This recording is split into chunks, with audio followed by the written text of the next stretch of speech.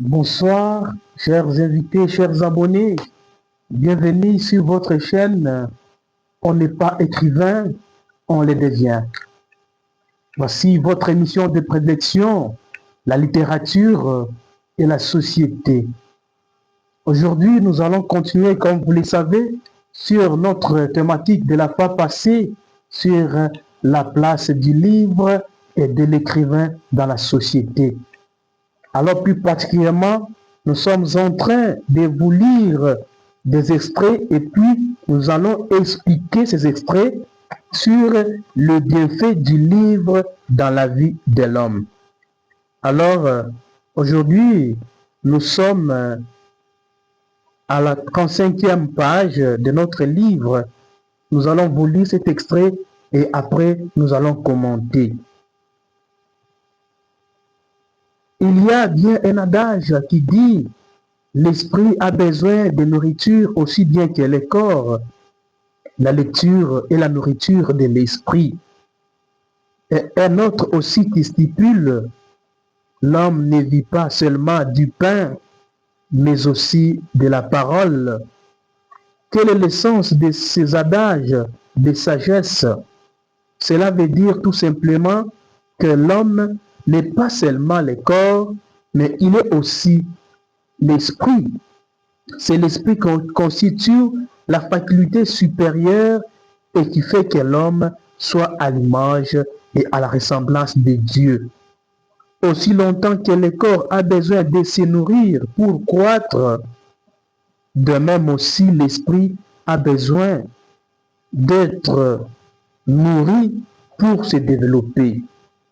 Négliger l'une de ces dimensions de l'être, c'est vouloir mourir doublement. C'est pourquoi l'homme ne peut pas seulement se contenter de nourrir son corps, mais il doit aussi prendre soin de sa dimension spirituelle s'il veut s'élever et réaliser pleinement la mission de sa destinée dans ce monde. Comme l'a bien souligné le pape Paul VI en parlant du développement intégral de l'homme, en disant que le manque d'instruction, ou plus précisément la faim d'instruction, n'est pas moins déprimante que la faim d'aliments. Un esprit, un analphabète, c'est un esprit sous-alimenté. Savoir lire et écrire, c'est reprendre confiance en soi et découvrir que l'on peut progresser avec les autres. Un esprit sous-alimenté devient rachitique parce qu'il ne se nourrit pas et il ne se développe pas. Conséquence, c'est la mort qui s'ensuit. Et Victor Hugo disait, lire, c'est boire et manger. L'esprit qui ne lit pas maigrit comme le corps qui ne mange pas. Cela nous amène à comprendre que la lecture est très importante dans la vie de toute personne qui veut se développer, grandir et réussir dans la vie. En effet, aujourd'hui dans notre monde, personne ne peut prétendre qu'il n'a pas accès aux connaissances nécessaires pour améliorer ses compétences. Car avec la révolution du monde de la communication et de l'informatique, l'accès au monde du savoir est à la portée de tous. Il suffit de savoir ce que l'on cherche et on le trouve à moindre coût. La vie, c'est un livre à mystère. Et pour bien décrypter le mystère de la vie et le comprendre, il faut apprendre à bien lire ce grand ouvrage qui est notre monde. Lire, c'est voyager à travers le temps et les espaces. Lire, c'est pénétrer dans les univers insoupçonnés que notre propre esprit limité ne peut pas facilement accéder. Comme le disait le philosophe Wittgenstein, les frontières de mon langage sont les frontières de mon monde. Il en va de même.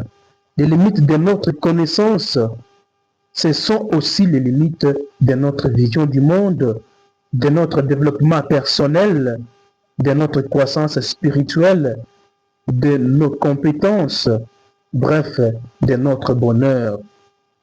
Et les limites de notre vision ou de nos aspirations, c'est le degré de notre capacité à réaliser notre rêve, notre objectif de la vie.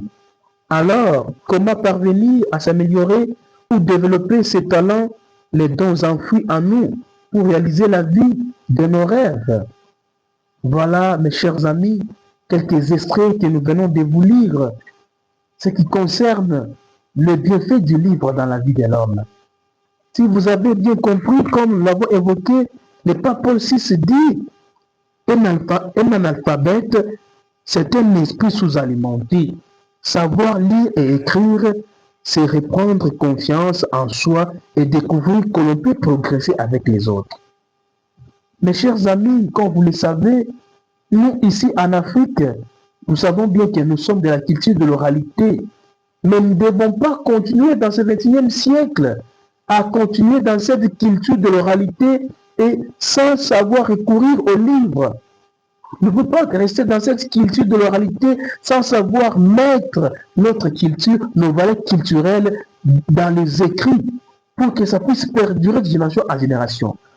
Comme on dit les latinistes, je le dis en français, les paroles s'envolent, mais les écrits restent. Si on ne sait pas lire, si on ne sait pas conserver nos valeurs, si on ne sait pas conserver nos cultures dans les écrits, alors dans 50 ans, dans 100 ans, nous allons vraiment perdre tout. Avec ce monde de technologies modernes qui se développe du jour le jour, si nous continuons à vivre de cette façon-là, nous n'allons pas vraiment aller loin et nous allons toujours rester des esclaves comme du temps de nos ancêtres qui ont été donc mis, donc qui ont été pris en esclaves parce qu'ils étaient ignorants. Mais nous du XXIe siècle, nous ne devons pas continuer à vivre de cette façon-là. C'est pourquoi je vous invite donc à prendre conscience de la place du livre dans votre vie. Ce n'est pas seulement se nourrir du corps, se vêtir, mais aussi, il faut aussi nourrir notre esprit, notre mental. Comme je l'ai dit, Victor Hugo qui dit, lire, c'est boire et manger. Et l'esprit qui ne lit pas est comme un corps maigri comme le corps qui ne mange pas. C'est vrai, si on ne lit pas, on maigrit, notre mental devient rachitique. Si on ne nourrit pas comme le corps, vous savez, les enfants qui n'ont pas, qui sont pas bien nourris, ils souffrent d'une maladie qu'on appelle le kwashiorkor. Et même aussi, on peut donc atteindre la maladie de kwashiorkor, donc de l'esprit, de notre mental, parce qu'on ne sait pas s'instruire, parce qu'on ne sait pas s'informer, parce qu'on ne sait pas s'informer. Les livres ont une place importante dans la vie de l'homme, dans notre société.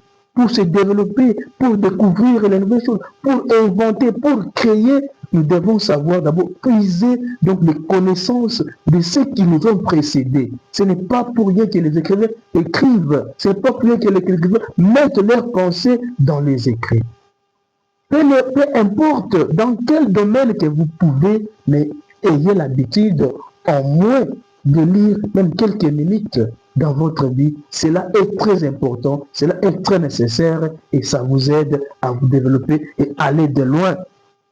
Voilà, mes chers amis, pour découvrir notre mission, pour réaliser notre mission dans le monde, donc la mission à laquelle Dieu nous a créés ici sur terre, nous devons prendre conscience de nous informer et de nous former. Merci bien pour votre écoute attentive. Soyez toujours connectés et abonnez-vous et continuez à liker pour que nous puissions grandir dans cette communauté sur votre chaîne, donc la littérature et la société. Merci et à la prochaine. Ciao.